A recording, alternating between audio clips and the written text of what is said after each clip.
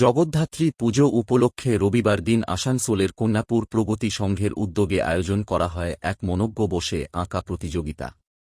প্রতিযোগিতা অনুষ্ঠিত হয় দুটি বিভাগে। প্রথম বিভাগে অংশ নেয় 6 থেকে 10 বছর বয়সী শিশুরা, যাদের বিষয় ছিল যেমন খুশি আঁকো। দ্বিতীয় বিভাগে অংশ নেয় 11 থেকে 14 বছর বয়সী প্রতিযোগীরা, যাদের জন্য নির্ধারিত বিষয় ছিল রঙে রঙে ফুটে উঠুক মেলার দৃশ্য।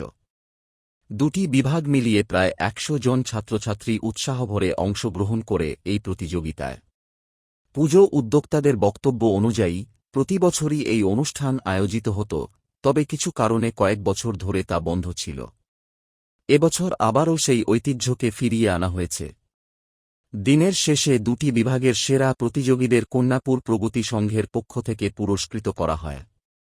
পুরো অনুষ্ঠান জুড়ে শিশুদের হাসি ও রঙের ছোঁয়ায় ভরে ওঠে প্রগতি সংঘের প্রাঙ্গণ।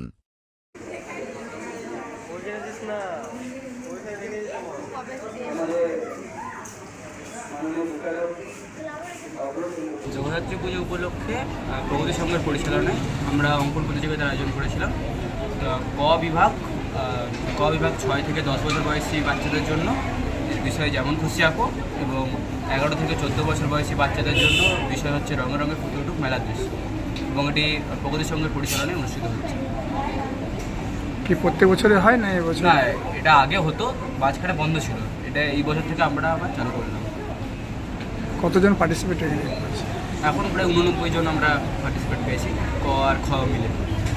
সেনগুপ্ত প্রগতি সংঘের পরিচালনায় এবার খুব সুন্দর করে যেটা বহু ঐতিহ্য ছিল আমাদের সেন্ট্রালের জগদ্ধাত্রী পুজো, এবং তার সাথে জুড়ে থাকা প্রচুর কম্পিটিশন এবং সাংস্কৃতিক অনুষ্ঠান, সেইটা বহু বছর বিভিন্ন কারণে বন্ধ হয়ে গেছে, এবং তারই একটা ছোট অংশ আঁকা কম্পিটিশন, যেটা খুব বড় আকারে হতো একটা সময়, এবং সেটাকে আবার নতুন করে শুরু করা হয়েছে। দুটো বিভাগ এবং প্রচুর কম্পিটিটার পেয়েছি আমরা সেই কম্পিটিশনে, এবং সেই প্রতিযোগিতা দুভাগে ভাগ করে হচ্ছে, ক বিভাগ এবং খ বিভাগ। প্রায় 90-এর উপর ক্যান্ডিডেট পেয়েছি, এবং খুব সুন্দরভাবে এই প্রতিযোগিতাটা আবার শুরু করা হয়েছে প্রগতি সংঘের পক্ষ থেকে।